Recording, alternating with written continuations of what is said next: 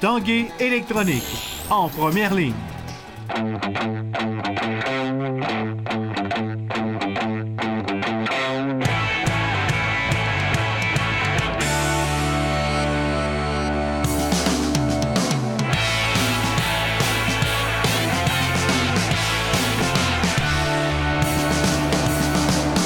À tous, un bon lundi, bon début de semaine. Ici Carl Larouche, bienvenue à l'Esprit sportif.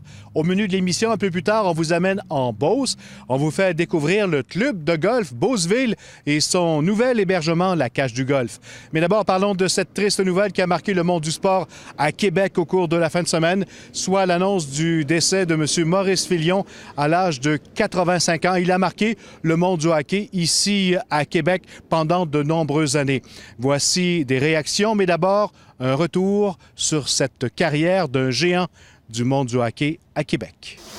Maurice Filion, c'est au début des années 60 que Maurice Filion commence à diriger des équipes. Il mènera les Olympiques de Montréal de la Ligue senior à la finale de la Coupe Allen.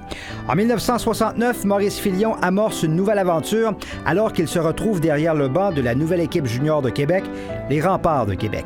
Les Remparts en or de l'époque vont se couvrir de gloire en remportant la précieuse Coupe Memorial de 1971. Maurice Filion est porté en triomphe. L'entraîneur des Remparts avait eu la distinction de diriger un joueur d'exception, en Guy Lafleur. Dès 1972, Maurice Filion se lance à nouveau dans une nouvelle aventure, les Nordiques de l'Association mondiale de hockey. Embauché comme dépisteur, il deviendra vite l'entraîneur de l'équipe alors que le légendaire Maurice Richard remet sa démission après 2 matchs seulement. À la fin de cette première saison, il deviendra le directeur général de l'équipe. Sa meilleure transaction à l'époque de l'AMH demeurera l'acquisition de Marc Tardy, qui joue alors pour les Stags du Michigan. Au printemps de 1977, Maurice Filion et les Nordiques remportent la Coupe AFCO, emblème de la suprématie de l'Association mondiale. Pour une courte période de 21 matchs, il reviendra derrière le banc de l'équipe à la campagne de 1977-78.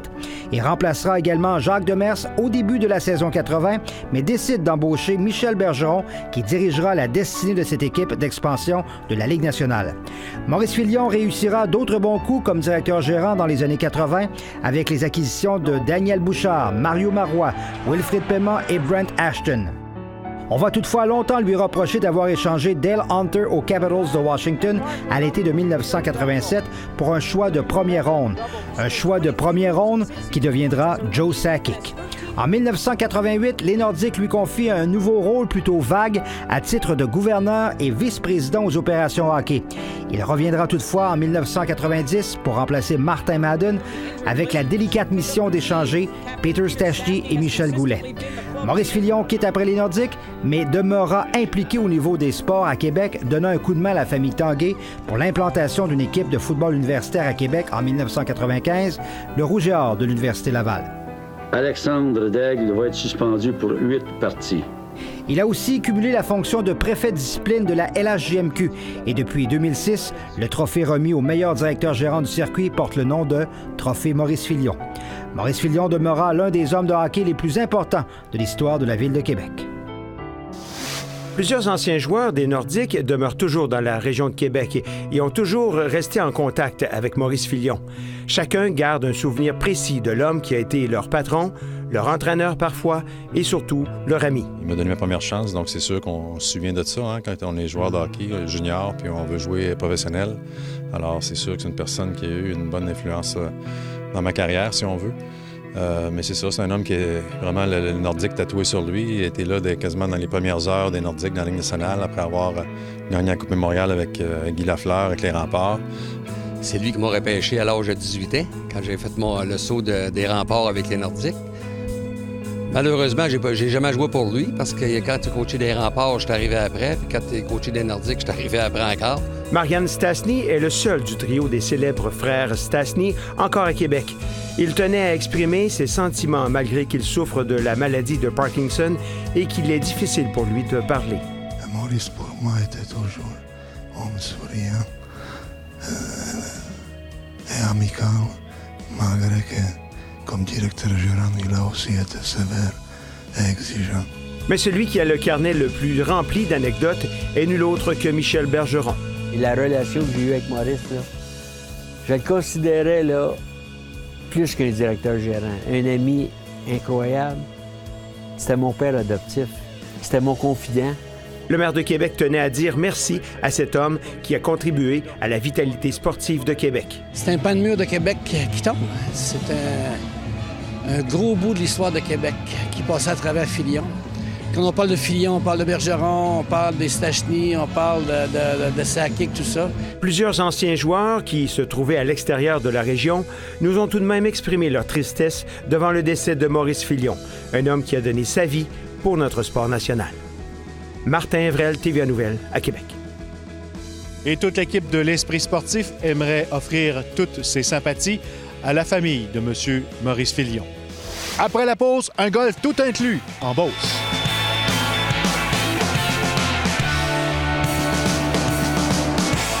L'Esprit sportif souligne les 25 ans de la Coupe Banque nationale présentée par IGA. C'est là où tout commence pour les plus grandes joueuses de tennis au monde. Les sœurs Williams, Maria Sharapova, Jennifer Capriati et Eugénie Bouchard ont figuré parmi les grandes joueuses de la Coupe Banque nationale au cours des dernières années. Célébrez les 25 ans de la Coupe Banque nationale du 9 au 17 septembre au PEPS de l'Université Laval. Vous y rencontrerez les étoiles montantes de la WTA. Là où tout commence, une invitation de l'Esprit sportif. Ouvert en 1990, le club de golf de Beauceville offre du golf de grande qualité et depuis près d'un an, l'hébergement à quelques pas de son terrain, ce qui en fait un incontournable pour les golfeurs qui recherchent une expérience golf complète.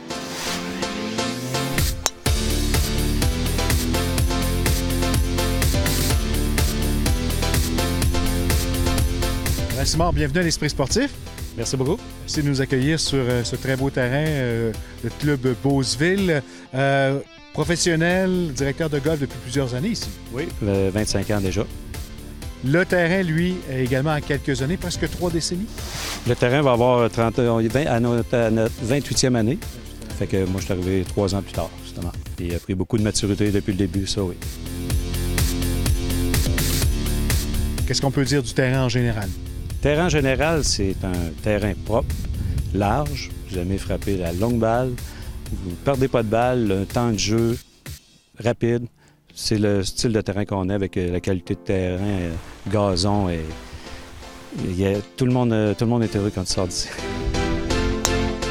C'est un club semi-privé, beaucoup de membres, beaucoup d'actions. Bien, on a plus ou moins 275 membres. Alors, il y a de la place pour les visiteurs, il y a de la place pour les groupes, les tournois, les familles.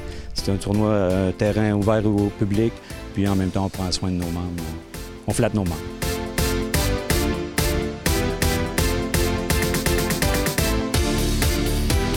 Parlons un petit peu en détail du terrain, de très beaux trous. Est-ce qu'il y a un trou que vous affectionnez particulièrement?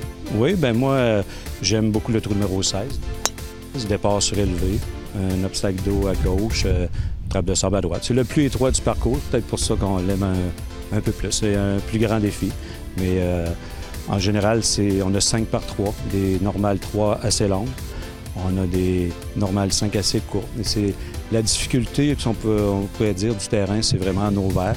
Les verres un petit peu plus petits, mais ondulés, et les bien entourés de fosses de sable.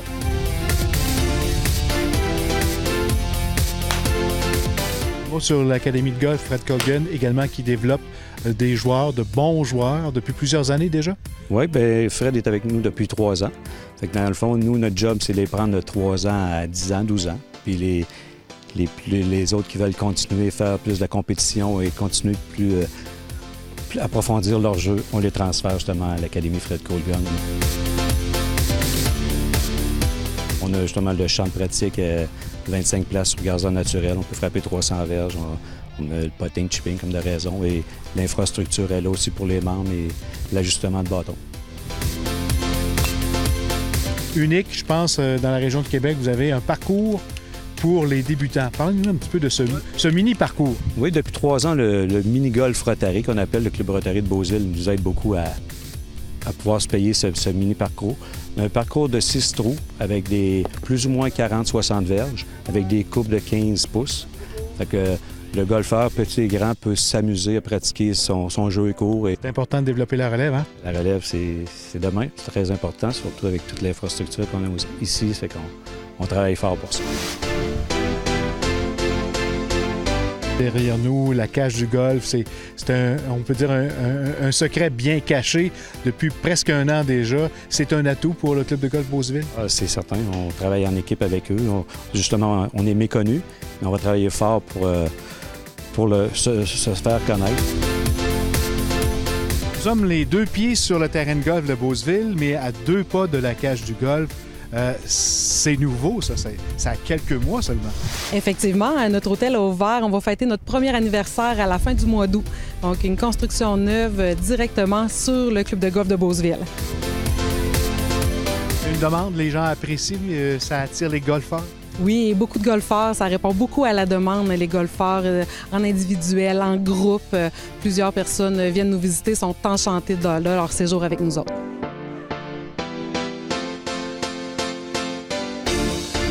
On retrouve évidemment cet hôtel de 36 chambres. Et qu'est-ce qu'on retrouve en général dans l'hôtel? En fait, dans l'hôtel, on a des chambres spacieuses, des chambres lumineuses. Chacune des chambres a un balcon. Ce qu'on a également dans l'hôtel, on a la piscine, un gym, un bistrot qui offre un menu bistronomique. Une tendance que de combler les golfeurs de cette façon-là avec l'hébergement là, sur le golf. Oui, effectivement. Puis on le ressent là, cette année. C'est notre première année, c'est certain. L'été a commencé un peu plus tard cet été, mais depuis qu'il fait beau, là, les golfeurs sont présents. On a plusieurs forfaits golf, incluant les repas, seulement le golf. Ils peuvent également golfer ici ou on a des partenaires également dans la Beauce sur d'autres sites. Donc, on a pour répondre à tous les besoins. Alain, comme professionnel, qu'est-ce que tu donnes comme conseil à quelqu'un qui vient affronter le terrain ici? Bien, je vous souhaite profiter des Normal 5 pour avoir un bon pointage parce que les Normal 3, ils sont longs et difficiles et des petits verres bien entourés. Alors, Normal 5, vous avez la chance de baisser le pointage, c'est là que ça se passe. Merci Alain. Merci à vous. Au plaisir.